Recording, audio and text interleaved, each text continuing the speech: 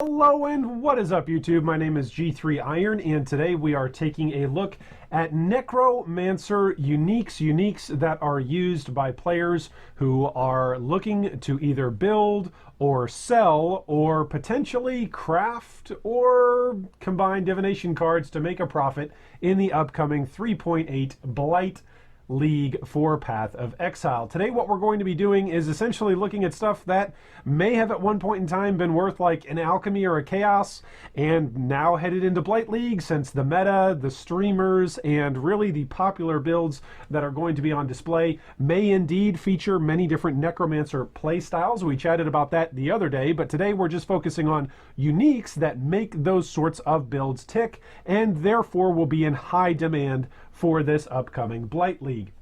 Those of you that are new to the channel, welcome. You can like, subscribe, and ding the bell for more videos and discussions just like this one. If you're a veteran to the channel, you of course know that at any point in time you can jump ahead or jump back to revisit any of our discussion points, and there are timestamps placed right above my entirely balding necromantic forehead, and of course those are hot linked for you down below in the video description as well. You're of course welcome to join our Discord. Our Discord is free for all and there are perks for Patreon supporters, so big shout out to all of our Patreon supporters this month and thank you for your continued support. But our Discord channel is free for everybody. There's just some perks if you would like to donate and support the channel through Patreon. So thanks so much for joining and we look forward to having you on our Discord channel. All that being said, let's jump right into our disclaimer. So first off, all prices that I am going to reference for this discussion are based on right now Legion League during the final 2 weeks of the league, which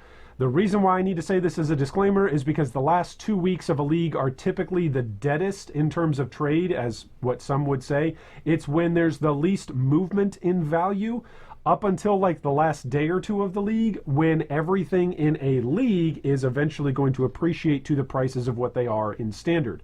So this should give us an idea of what value over the course of the life of Blight League these different uniques that we're looking at today should be around. And it also gives us a glimpse into standard. So those of you that are players on standard and maybe don't necessarily care about playing every single league, this is also helpful information for you because it lets you know what sort of uniques may fluctuate and actually become popular enough in league that they then all of a sudden have price changes in standard. So hopefully this is a little bit of an overview that just gives you a preview of what uniques to keep your eyes and your loot filters open for that maybe previously have been completely useless or next to useless. So first off, our first three uniques are the Alberon's Warpath Soldier Boots, the Bones of Allure Silk Slippers, and Aukuna's, I always say this wrong, Aukuna's Will Clasped Mitts. I just want to say Aukuna Matata, but that's not what it is. But anyway, that's always what I want to say. So these first three uniques right now in Legion League, 1C for Alberon's, 1 Alk basically for Bones of Allure, and then roughly 40C to 1X for Aukuna's, because of course that's a relatively new unique. It just came out with Legion League and it is of course restricted behind the Legion drop table. So expect the price on all three of these to go up. Bones of Allure are probably the ones that are going to be the cheapest out of these three in the upcoming league simply because of their drop table is relatively common, and there are several different ways to get around the need for maximum zombies or maximum specters that you no longer need these particular unique boots in order to enable those particular roles. Whereas Alberon's Warpath for a strength stacking skeleton build or even just a strength stacking build, let's say for zombies using the Baron, which we'll chat with later on, it's going to be in very high demand. It's got movement speed on it as well as just a percentage to your increased strength, which for anybody that's playing a strength stacking build is going to be incredibly nifty. Of course, Aukuna's Will, it gives you the ability that raise zombies does not require a corpse and your raised zombies count as corpses. That's really nice to be able to chain and do all sorts of different shenanigans with. That being said, for people who just want to have increased minion life or use raised zombies as a defensive layer, raised zombies having 80 to 100% increased maximum life is always nice. And so if you're just stacking life onto your zombies as a massive meat shield, that's going to be something that players are going to want to have as an option. Moving on to our next set of uniques, we've got Command of the Pit Riveted Gloves, Grip of the Council Arcanist Gloves, and of course the Baron, which we mentioned previously. Now, out of all three of these, Command of the Pit right now is about 60C in Legion League, Grip of the Council is anywhere between 20 to 25C, and the Baron is pretty consistently like 1 to 2C depending on the rolls of it. Now, all this being said, Command of the Pit is for sure going to go up, and Command of the Pit on top of this widely varies in its price depending on whether or not it's got 1 or 2 abyssal sockets. So if you drop a Command of the Pit during Blight League and it's just got a single abyssal socket on it, you might go, okay, let's see what I can get for this. If you drop one with 2 abyssal sockets on it, you're probably looking at a big ticket item that can pay for an entire build in and of itself. It's going to be relatively rare and relatively expensive, especially early on in a league. Of course, it's got the lines on it with a Ghastly Jewel socketed, minions have 1000 to accuracy, and with a Hypnotic Eye Jewel socketed, you gain Arcane Surge on hit with spells. So there's a wide variety of builds that can take advantage of either of those particular stats, and of course if it's a 2 abyssal socket, then you can go for both, which is really nice. It's got increased cast speed and increased maximum life, which is also very nice from the glove socket, or the glove spot. The Grip of the Council, of course, is for conversion-based builds. You have minions have plus 40% to cold resistance, and then minions gain 20% to physical damage as extra cold damage. This is great if you're converting damage. It's also great if you're just stacking straight up physical damage onto anything, and then you want to gain that as extra cold damage potentially to maybe freeze things. So I don't know, maybe if you're using an Ice Golemancer and you want to freeze a bunch of stuff and you're stacking physical damage, that's one way to do it. There are several different builds that use Grip of the Council. It's not nearly as popular as Command of the Pit in terms of its demand, but it's got a healthy niche that is going to make it relatively well priced in the upcoming 3.8 Blight League. We come to the jewel of these three uniques being the Baron. The Baron is going to skyrocket. There have been leagues in the past where the Baron has been almost a chase item. That was pre-Baron nerf before they did some changes to it. But there have been points in time where the Baron has essentially been a mini headhunter. Not quite as expensive as a headhunter, but very, very expensive. And I'm anticipating for Blight League, unless there's some massive change in between now and when Blight League comes out, that the Baron and strength stacking zombies is going to be a very viable build. I expect for multiple different streamers and content creators to come out with their own versions of zombies taking down either Uber Atziri or the Shaper with millions of DPS in multiple different ways, whether that's minion instability, whether that's just focusing on zombie slams, whether that's focusing on Toxic Cloud, or Caustic Cloud from, left behind from your zombies. There's just a ton of things that you can do with zombies. And the Baron, what it does is it gives you +1 to the maximum number of raised zombies per 300 strength. So what you do is you essentially stack as much strength as you can. Hey, Alberon's Warpath, remember we just mentioned that? Yeah, the price is going to go up. So you stack as much strength as you can, and with at least 1,000 strength, 2% of damage dealt by your raised zombies is leached to you as life. Now, for those of you that are wondering, okay, why does that really matter? Well, one of the weaknesses of Necromancers, and you haven't heard me say this much over the last 2 weeks or so since we've had Blight teased and announced that Necromancers are going to be getting a rework. You haven't heard me talk much about the weaknesses of Necromancers, because Necromancers are really kind of a Swiss Army knife of PoE, where you can mix and match and add different mechanics and really make whatever it is that you're trying to build work, because you've got so many different tools available at your disposal. But one thing that Necromancers have a hard time doing in Path of Exile is leeching life and sustaining life. They're very, very flask dependent if they're life based, and if they're energy shield based, then they're incredibly, incredibly dependent on the positioning of their minions, and of course tanking 1 or 2 big hits and then repositioning themselves for their energy shield recharge to kick in. So for Necromancers and for Summoners, leech is a problem. The Baron solves that problem if you're able to stack enough strength on your character, which of course if you're a strength stacker, you're using life, which means of course you're going to have leeched life back to you, which is great, because if you can stack a bunch of damage onto your zombies, they're doing a bunch of damage, so even if you get hit, you're leeching it back. Anyway, the point being, it is a fantastic helm, and I am expecting it to skyrocket in price in the upcoming Blight League. Next up, we've got Chains of Command, the Saintly Chainmail, Vis Mortis, the Necromancer Silk, and the Primordial Chain Coral Amulet. Now, each of these uniques is about 1C right now in Legion League. So those of you that are standard players, if you're looking to make an investment, go spend like 200 chaos on these various things, right? Just go do it. Go, if you've got extra chaos that's sitting around, from Legion League, go spend a couple hundred C on buying these uniques up, get some perfect rolls on them, spend some divines on them, get perfect rolls, put them up for sale in standard, boom, make a profit once Blight League comes out and everybody realizes they want to try out a Chain of Command build, or stack on Spectres with Vis Mortis, or they want to do something funky and crazy with their golems using the Primordial Chain. All three of these items incredibly undervalued right now because simply nobody really likes playing Necromancer. It's not a meta build. It's like 1% to 2% of the league at most.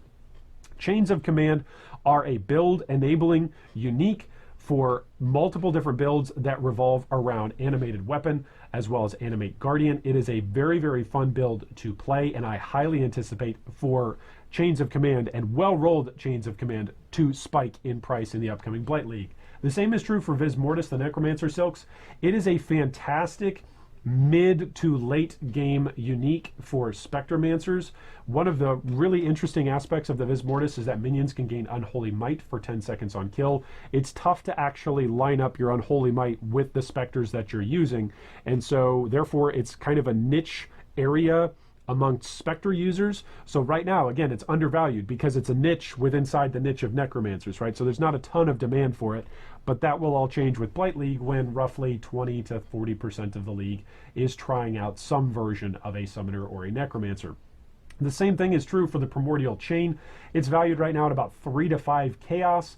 However, this particular amulet in conjunction with multiple other golems is fantastic. You can summon up to 3 additional golems at a time. Notice that's not that you get to all of a sudden summon 3 golems total. It's 3 additional golems, right? So it's a fantastic amulet slot for Golemancers. And then, of course, your golems have a bunch of buff stats.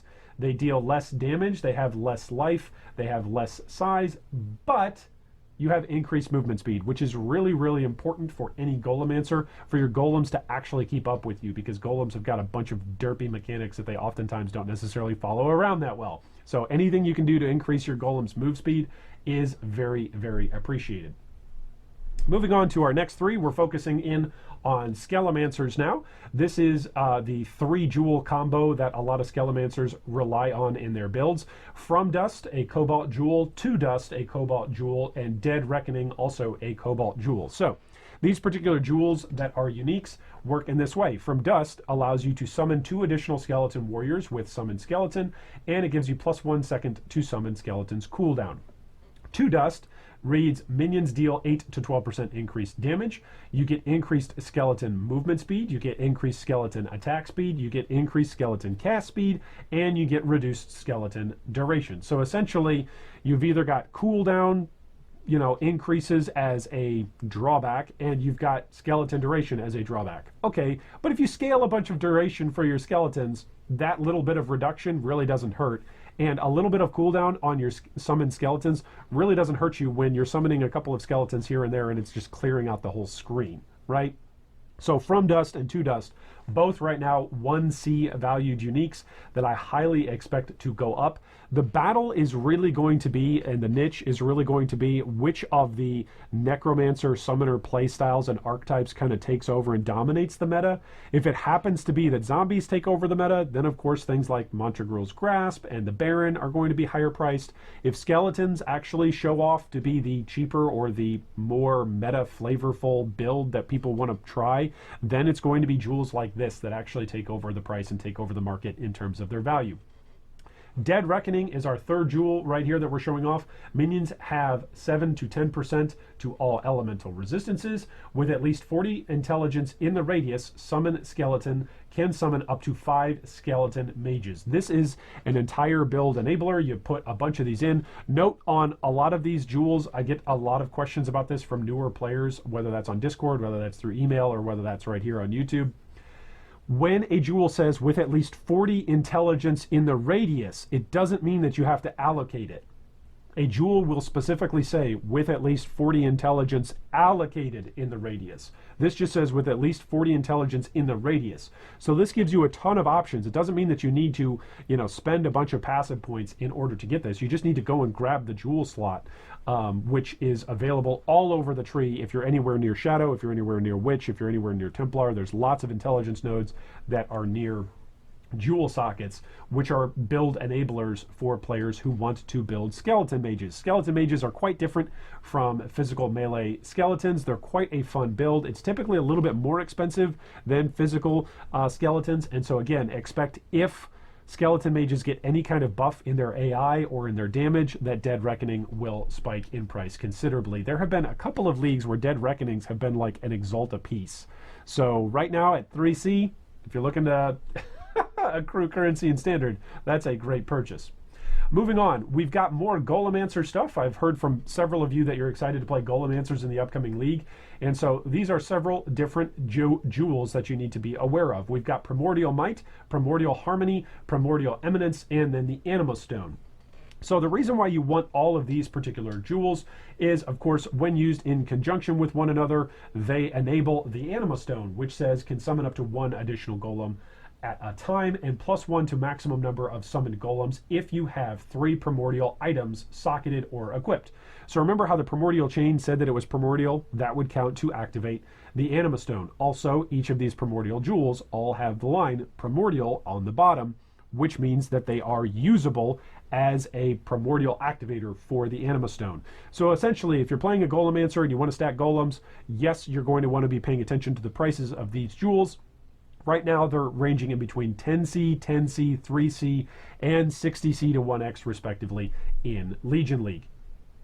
Moving on to our next 3, these are a little bit more geared towards leveling uniques, these 3 uniques. So the Ash Caller, what it does is it essentially gives you a 10% chance to trigger level 8 Summon Raging Spirits on kill. It only requires level 18.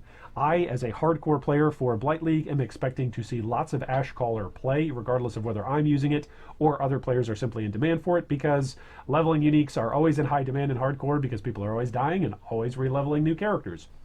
So the Ash Caller is a fun option if you'd like to have a triggerable Summon Raging Spirit on kill. It's almost like having a Poet's Pen, but it's not quite a Poet's Pen. Poet's Pen, of course, it's going to trigger the socketed spell when you attack, whereas the Ash Caller requires you to actually have a kill. So there's just a little bit of a back and forth there of nuance there, but the Ash Caller is certainly going to be less expensive. It's only 1 alch right now in Legion League. The Clayshaper, those of you that are Golemancers out there, this is going to be your weapon of choice. It grants level 12 summon Stone Golem. You don't care about that. What you really care about is that the last line on the Clayshaper can summon up to 1 additional golem at a time.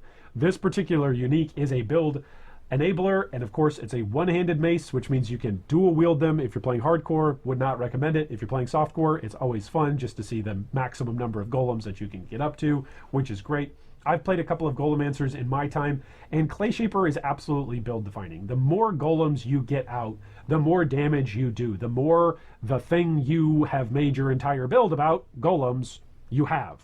So Clayshapers are absolutely going to see a massive price spike. I believe it was last year or maybe the year before, maybe it was 2017 even, that Clayshapers, would it have been end of 2017? I don't know. Somebody correct me in the comments.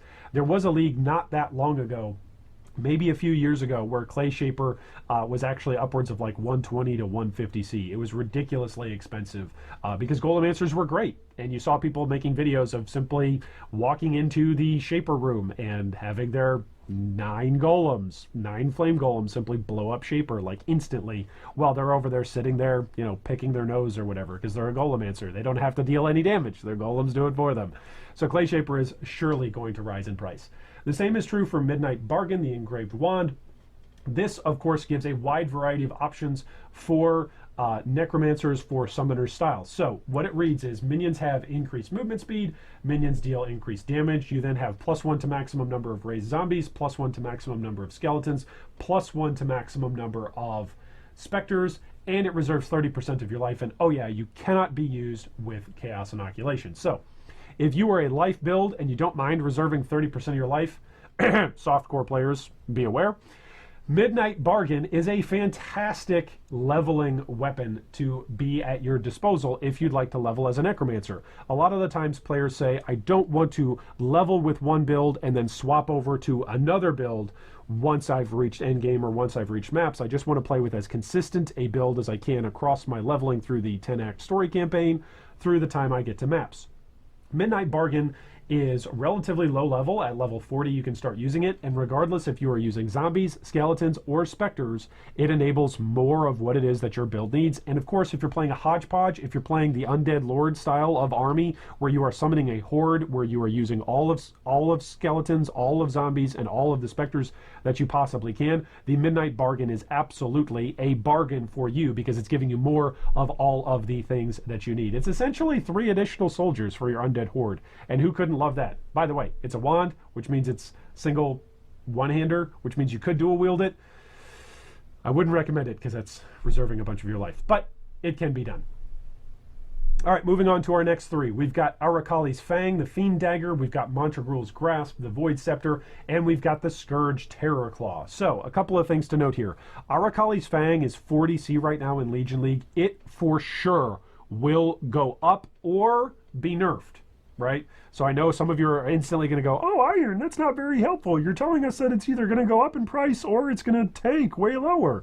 Well, it is. Arakali's Fang for a long time has been on the chopping block. There are a couple of different builds that came out during Legion League that people have been messing around with on Standard, as well as during Legion League, that take advantage of raised spiders on kill. There's a lot to be said about this unique and how powerful it is. Not a lot of players necessarily know about it.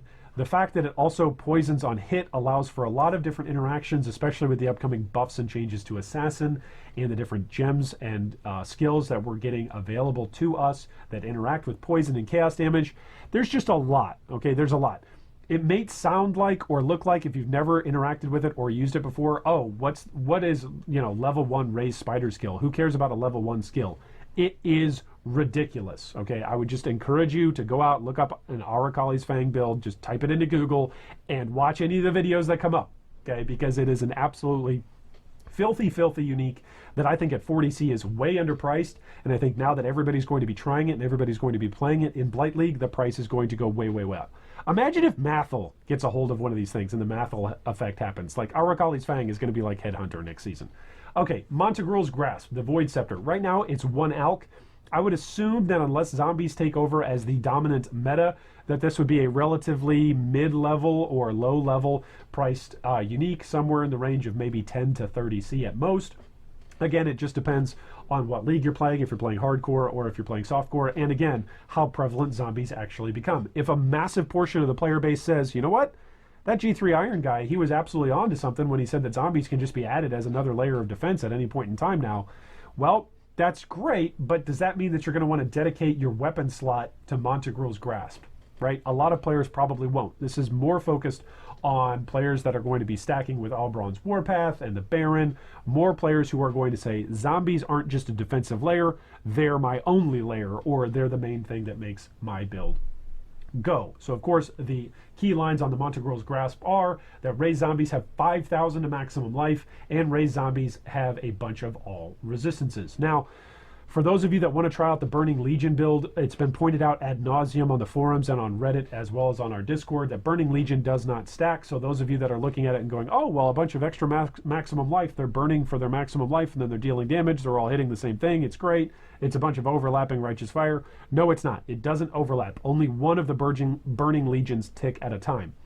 That being said, if you've got a bunch of high HP zombies that maybe you've buffed their elemental resistances enough so that way they're really not taking damage from Burning Legion, it doesn't hurt to include that on there onto your massive amounts of damage of zombies. I'm fully expecting somebody to come out with a build like that using and taking advantage of Montegrul's Grasp. So expect for the price to go up, but not necessarily skyrocket.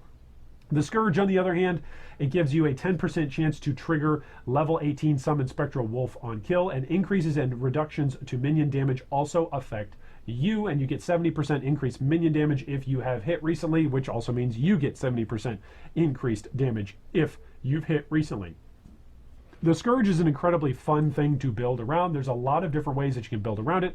You can build around it to really focus on the Summon Spectral Wolf, that you get, you can focus on it in order to just simply stack your own abilities and your own damage. I've seen a couple of builds that have taken advantage of the Scourge plus Herald of Purity, where they're buffing their Herald of Purity minions, but then of course all of those buffs to minions are also buffing them. So there's a lot of different ways to play with the Scourge. I personally have not necessarily gone around and said, hey, the Scourge is the best Necromancer item ever, but it's fun. It's really cool, especially if you want that feeling that you are not just the leader of an undead horde, but that you are the, you know, on the field, boots on the ground general, and you are leading the charge of your minions into enemy territory, as opposed to standing back and using Death Mark and saying, hey, go kill that thing over there. The Scourge is really if you want to get into the middle of things and mix it up yourself alongside your minions. Next up, we've got Soul Rest, the Ezomite Staff, the Dancing Duo, the Reaver Sword, and the Tavaki, the Coral Amulet. Now, a couple of things on this. First off, Soul Rest is simply a build enabling unique. We've seen its price go up and down as it's been introduced into the game. I fully expect this to be a 1x Exalt. I'm just going out on the limb there. Those of you that are like, oh no, it's got to stay low and cheap. No. This is going to be like a 1x Exalt minimum. And then, of course, depending on rolls, it will go up from there. The Dancing Duo right now is already 50C to 1x. It's an incredibly fun playstyle. It's an incredibly safe playstyle. There are several different builds out there that use Dancing Duo. You can play this as a Magic Find build. It's really exciting to play as a Magic Find build, and you can play it as a Magic Find build. Of course, Slippery Jim 8 was playing a bunch of Dancing Duo, all during Legion League, and using that to pop open Legion encounters. But it's a fun build that I fully expect to spike in price. If it's already 50C to 1x right now during Legion League, when Necromancer and summoners aren't popular, expect it to double or triple once, you know, the Dancing Duo actually becomes popular and in high demand. Tavaki is a wonderful little coral amulet that's only 2 alch. This was a relatively new unique introduced during Legion League. And I'm just going to say this. SRS is a great skill. I've said it before, I'll say it again. It's either underpowered and underwhelming, or overpowered and simply broken. Right now in Legion League, 2 alch item, not really that big of a deal. SRS, Necros, Summoners, minion damage is all getting buffed. This thing's going to go through the roof. Anybody that's going to be playing SRS is going to be interested in playing with this particular amulet at least once. And so I would fully expect this to go from a 2 alch unique into a several dozen chaos unique, if not more. Well, thanks so much for watching. What uniques are you especially keeping an eye on for the upcoming 3.8 Blight League? And maybe what uniques do you think are going to tank in value the most? I'm sure everybody that's been watching all of the buffs and nerfs and announcements and teases for the upcoming 3.8 Blight League have seen that Cyclone is getting some changes, so probably some things around Cyclone are getting changed. Of course, maybe Headhunter will tank in value. Tank in value is a relative term. Maybe it'll dip down lower than what it was in Legion League. But then also, what uniques do you think will grow in value the most? I've listed several of what I think are going to change and grow, and I've tried to give you a heads up on what to keep your eyes and your loot filters open for. But what about you? What do you think? What would you like to share with the community about what uniques you think will either go up in value or will tank in a very meaningful way in the upcoming 3.8 Blight League? Thanks so much for all your comments below. Thanks once again for watching, and once again, thanks so much to all of our Patreon supporters for supporting us, and I hope that, well, not today, but maybe September 6th, and maybe September 7th. Yeah, September 7th probably sounds better. Maybe September 7th, the day after the league start, you have a Mirror of Glandra drop for you. Thanks for watching that video. If you'd like more information on any of our discussion points today, you can see them down below in the video description. If you'd also like to join our Discord or support our Patreon, you can do so with the links down below. Thanks again, and big shout out to all of our Patreon supporters.